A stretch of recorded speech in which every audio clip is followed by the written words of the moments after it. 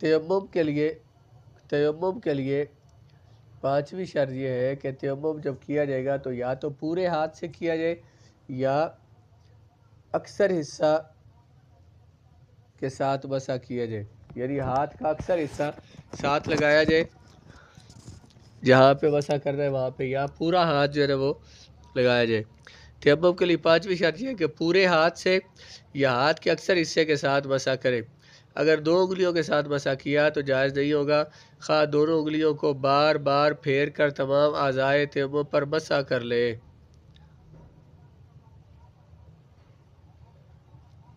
کیا کہا ہے؟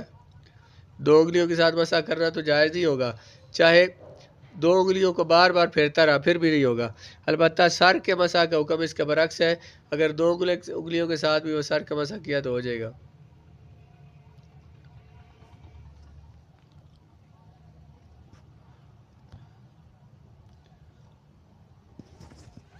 اکثر حصے کے ساتھ مسح کریں۔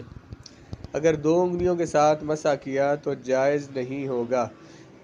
خواہ دونوں انگلیوں کو بار بار پھیر کر تمام اعضاء پر مسح کر لے، یعنی انگلیوں کے ساتھ پورے ہاتھ کی یا ہاتھ کی اکثر انگلیاں اکٹھی جو ہے انہیں رکھے گا، انہیں مٹی پہ مار کے تو انہیں جسم پر مارے گا۔ البتہ سر کے مسح کا حکم اس کے علاوہ ہے کہ اگر 2 انگلیوں کے ساتھ سر کا مسح کیا، ایک دفعہ ایک انگلی کے ساتھ، پھر دوسری کے ساتھ، پھر تیسری کے ساتھ، تو اس طرح سر کا مسح ہو جائے گا۔ اب تیمم کا طریقہ ہے۔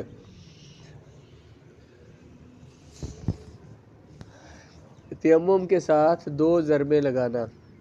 یعنی دونوں ہتھیلیوں کو زمین پر 2 بار مارے۔ اگر دونوں دفعہ ایک ہی جگہ ضرب لگائے پھر بھی جائز ہے۔ اگر جسم پر مٹی لگی ہو اور بنیت تیمم کی نیت سے اسی مٹی کو اعضاء پر مل لے تو اس کا یہ عمل 2 ضربوں کے قائم مقام ہو جائے گا۔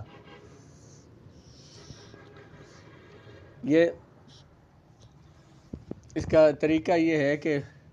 جس کو ضربے کا ہے، ضربے کا مطلب آپ کے سامنے آپ کے مٹی ہے یا کسی چیز پر مٹی ہے تو آپ نے دونوں ہاتھ جو ہے وہ اس کے اوپر پھیر لیے اور دونوں ہاتھوں کو چہرے کے اوپر پھیرا تو یہ ایک ضرب ہوگی، اور اس سے آپ نے چہرے کا مسح کر لیا۔ پھر دوبارہ مٹی پہ پھیریں گے، مٹی پہ اس کو لگائیں گے ہاتھوں کو اور اس مٹی کو جھاڑ لیں گے تاکہ چہرے پر مٹی جمع نہ ہو جائے گی، تو اس سے ہاتھوں کو جھاڑ کے تو پھر ان کے ساتھ دونوں بازوؤں پہ پھیریں گے، دونوں ہاتھوں کو دونوں بازوؤں پہ پھیریں گے، اس طرح بھی تیمم ہو جائے گا۔ لیکن یہ اس کا جو ہے نا وہ طریقہ جو ہے وہ آپ کو میں کر کے دکھاؤں گا پورا، تو پھر آپ اس کو یعنی کوئی جگہ ایسی رہ نہ جائے کہ جہاں تک مٹی کا والا ہاتھ نہ پہنچا ہو۔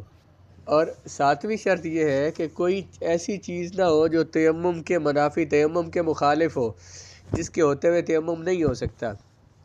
یعنی تیمم کے وقت کوئی ایسی چیز نہ پائی جائے جو تیمم کے منافی مانا نفی کرنا، مخالف ہونا،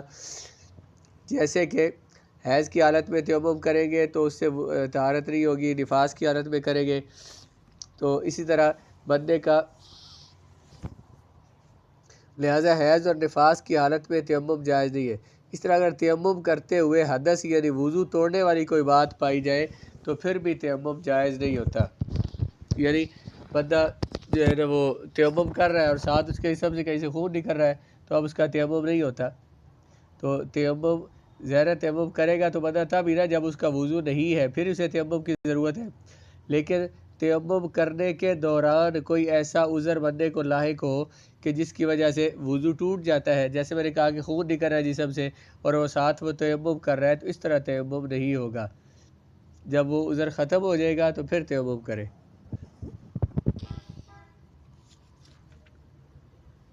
اس کے بعد کوئی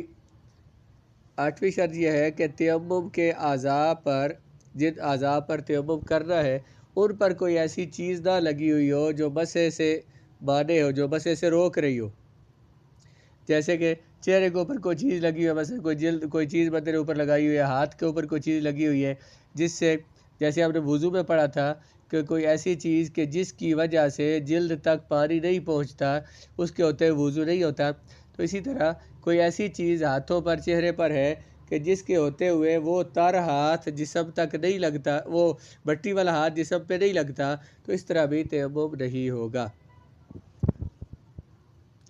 تیمم کب بندہ کر سکتا ہے؟ تیمم کے لیے شرائط کیا ہے کہ بندہ نیت کرے، اور پھر بندے کو کوئی عذر ہو، اور تیمم کرے گا بھی اس چیز کے ساتھ جو زمین کی جنس سے ہو، اور اعضاء پر پوری طرح مسح کرے گا، پورے ہاتھ یا ہاتھ کے اکثر حصے کے ساتھ مسح کرے، دونوں ہاتھوں کی دونوں ضربے لگائے، دو دفعہ جو ہے نا، پہلی دفعہ مٹی پہ ہاتھ پھیر کے تو پھر چہرے پہ مارے، دوسری دفعہ مٹی پہ ہاتھ لگا کے تو پھر دونوں بازوؤں پہ پھیرے، اور ایسی کوئی چیز بھی موجود نہ ہو جو تیمم کے خلاف ہے، تیمم سے روکنے والی کوئی چیز بھی موجود نہ ہو۔ یہ دونوں میں فرق ہے۔ تیمم کے منافی جیسے کہا کہ کوئی عذر ہے، جیسے کہ حیض کی بات کی ہے، نفاس کی بات کی ہے، یا بندے پر غسل لازم ہے اور وہ غسل کر سکتا ہے، غسل کرنے کی طاقت رکھتا ہے، پھر بھی وہ تیمم کر رہا ہے، تو اس طرح اس کا تیمم نہیں ہوگا۔ یہ وضو کے لیے تیمم کر سکتا ہے، لیکن اگر بندے پر غسل لازم ہے اور وہ تیمم اگر وہ غسل کرے، پانی استعمال نہیں کر سکتا ہے، بیمار ہے یا کچھ بھی، تو وضو کے لیے بھی اسی طرح سے غسل کے لیے بھی ایسے ہی تیمم کرے گا جیسے تیمم وضو کے لیے کیا جاتا ہے، صرف دو اعضاء پہ، چہرے اور دونوں بازوؤں پہ مٹی والا ہاتھ پھیرے گا تو تیمم ہو جائے گا۔ اس کے بعد تیمم کا سبب۔ تیمم کا سبب وہی ہوتا ہے جو وضو کا ہوتا ہے، یعنی وضو کب کرتے ہیں؟ جب بندے کے جسم سے کوئی نجاست نکلے اور بندے کا وضو نہ ہو اور بندے نے عبادت کرنی ہو تو ظاہر ہے اس کے لیے وہ تیمم کرتا ہے۔ دوسری طرح اسی کے لیے وہ وضو کرتا ہے، تو تیمم بھی اسی وجہ سے کرتا ہے جس وجہ سے وضو کرتا ہے، یعنی اس نے وہ عبادت کرنی ہے جو عبادت بغیر تیمم کے نہیں ہوتی یا بغیر وضو کے نہیں ہوتی، اس عبادت کے لیے تیمم کرتا ہے۔ ایسے کام کا ارادہ کرنا، ایسی عبادت کا ارادہ کرنا جو بغیر طہارت کے جائز نہیں ہوتی، اس وجہ سے بندہ تیمم کرتا ہے۔ تیمم کے واجب ہونے کے لیے وہی 8 شرطیں جو وضو کے واجب ہونے کی ہے کہ تیمم کرنا، ظاہر وضو اس پر واجب ہے جس پر نماز واجب ہے، تو اس طرح تیمم بھی اسی پر واجب ہے جس پر نماز واجب ہے۔ تو وہ کون ہے؟ عقل مند آدمی، بالغ ہو، مسلمان ہو، ایسی چیز پر قدرت رکھتا ہو، اسے تیمم جائز ہے، اس کا وضو نہ ہو، اس طرح حیض نہ ہو، نفاس نہ ہو اور وقت تنگ نہ ہو۔ یہ پیچھے وضو میں بیان کیے تھے، وہی ساری جو ہے نا تیمم کے واجب ہونے کی شرائط ہے۔ تیمم کے رکن، تیمم کے فرض وہ 2 ہیں۔ دونوں ہاتھوں کا مسح کرنا، دونوں ہاتھوں پر مٹی والا ہاتھ پھیرنا، دونوں بازوؤں پر، اور چہرے پر مٹی والا ہاتھ پھیرنا۔ اس طرح سے ہاتھ پھیرنا کہ کوئی جگہ بھی ایسی نہ رہے جہاں پہ وہ مٹی والا ہاتھ نہیں پہنچا۔ تیمم کی سنتیں، تیمم کی 7 سنتیں ہیں۔ شروع میں بسم اللہ الرحمن الرحیم پڑھنا، ترتیب کے ساتھ تیمم کرنا، پے در پے مسلسل کرنا، مٹی یا تیمم والی چیز پر ہاتھ رکھ کر انہیں آگے ہاتھوں کو لے جانا، یعنی ہاتھوں کو مٹی کے اوپر رکھا نا آپ نے، ایک دفعہ آگے لے کے ایک دفعہ پیچھے لے کے گئے تاکہ مٹی ہاتھوں کے ساتھ لگ جائے، پھر ان ہاتھوں کو جھاڑ لینا اور انگلیوں کو کھلا رکھنا۔ مٹی جب لگانے لگے ہیں تو انگلیوں کو کھلا رکھنا، یہ بھی سنت ہے۔ تاخیر کرنا، جس آدمی کو پانی مل جانے کا غالب گمان ہو اس کے لیے مستحب یہ ہے کہ مستحب وقت کے ختم ہونے سے پہلے تک تیمم میں تاخیر کرے۔ دیکھیں اگر آپ کے پاس پانی نہیں ہے، آپ کسی ایسی جگہ پہ جہاں پہ پانی نہیں ہے، ظہر کا وقت شروع ہو گیا، نماز کا وقت شروع ہو گیا، تو اب اگر آپ کے پاس پانی نہیں ہے تو یہ نہ کریں کہ فوراً تیمم کر لیں، بہتر یہ ہے کہ انتظار کریں نماز کے آخری وقت کا، جس میں آپ آرام سے اتنا وقت نماز کا رہ جائے جس میں آپ آرام سے نماز پوری پڑھ سکتے ہیں، تو اس وقت تک اگر آپ کو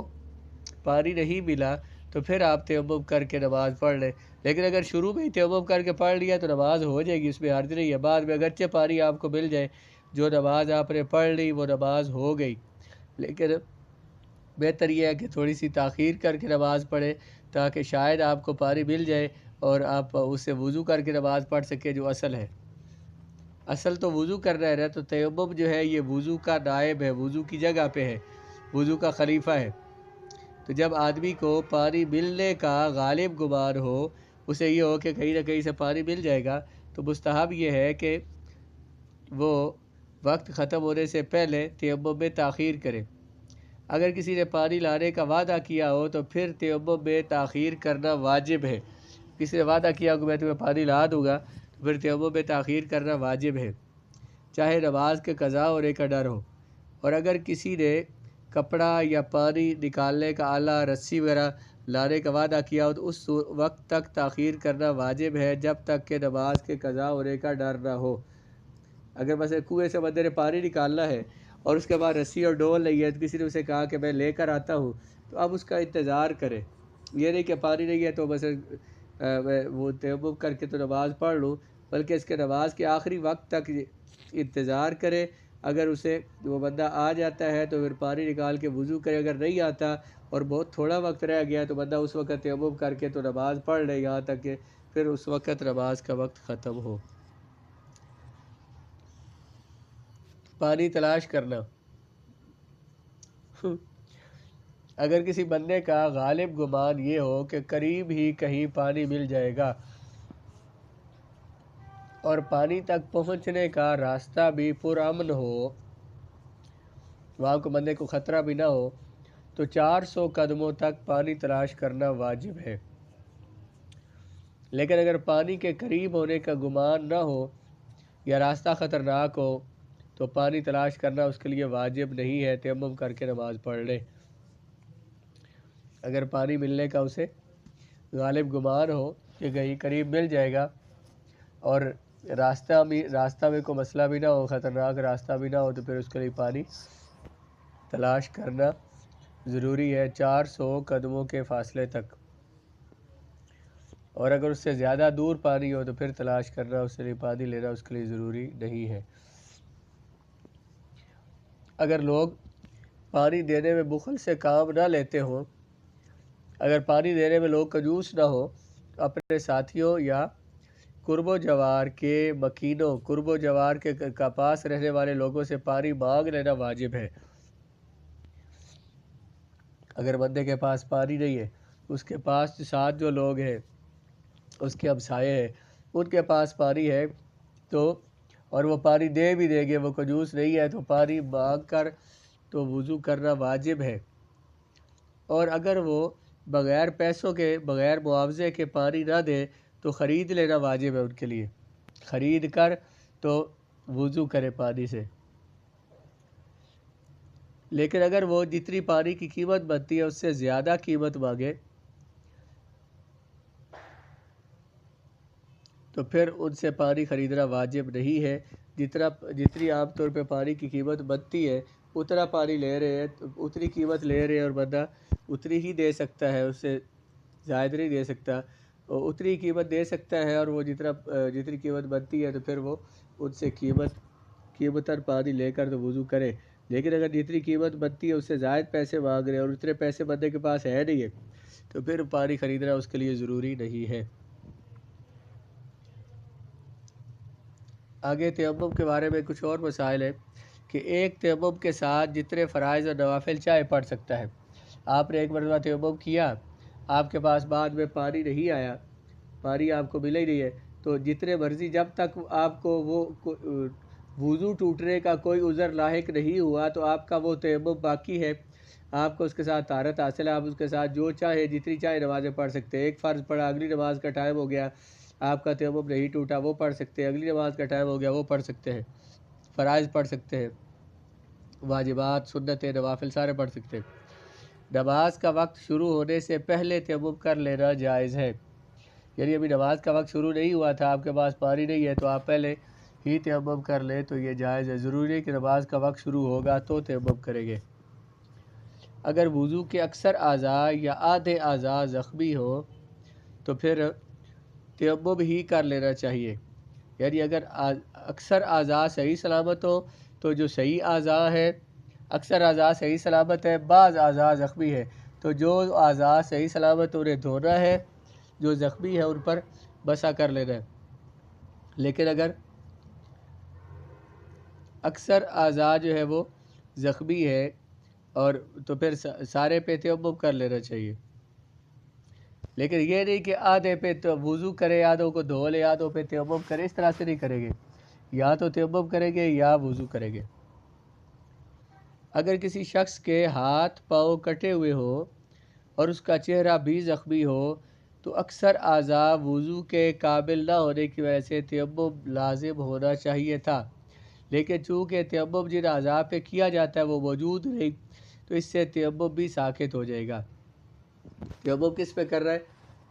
ہاتھوں پہ، بازوؤں پہ اور چہرے پہ کرنا ہے، تو اس کے بازو مثلا کٹے ہوئے ہیں، تو جن سے اس نے تیمم کرنا تھا وہ اعضاء بھی نہیں ہے، تو اب اس پر تیمم بھی لازم نہیں ہے۔ ایسا شخص بغیر طہارت کے نماز پڑھے گا